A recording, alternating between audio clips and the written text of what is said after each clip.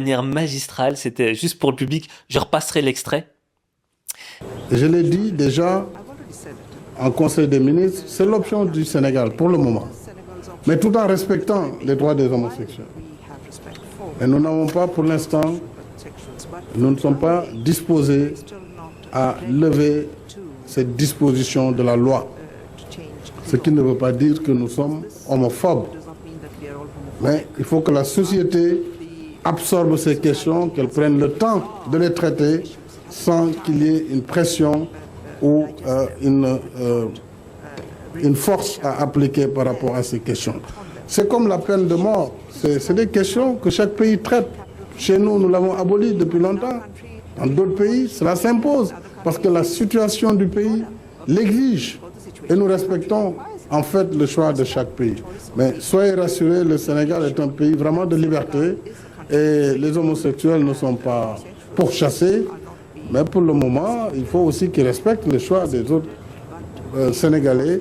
Mais en gros, Barack Obama voulait une plus grande ouverture pour l'homosexualité, c'était une question sociétale, et on peut le comprendre, mais vos priorités étaient ailleurs, et votre réponse magistrale était que, oui, mais nous, nous avons aboli la peine de mort.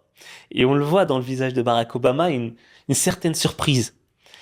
Et cet épisode-là, Monsieur le Président, pour moi, c'est l'exemple chimiquement pur de ce que l'on veut faire aux Africains. Constamment imposer une vision. Et vous, dans votre parcours de politique internationale, comment est-ce que vous avez fait pour changer cette vision que le monde a de l'Afrique? Oui, d'abord, je voudrais saluer le président Barack Obama. Il m'a fait l'amitié de venir au Sénégal en juin 2013. Il est resté 3 jours au Sénégal.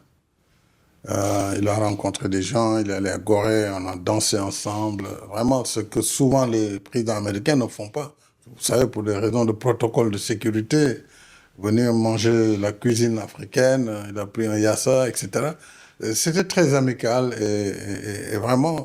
J'avoue aussi que, bon, je lui ai rendu visite 2 fois, j'ai fait 2 fois, j'ai rendu visite 2 fois à Washington.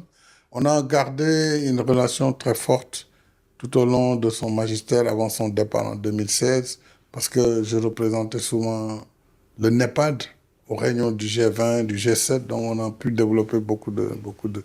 Il m'a même appelé par la suite, avant que je ne quitte mes fonctions. Quand le débat s'est posé, 3e mandat ou pas, pour vraiment s'enquérir, mais de façon très, très respectueuse.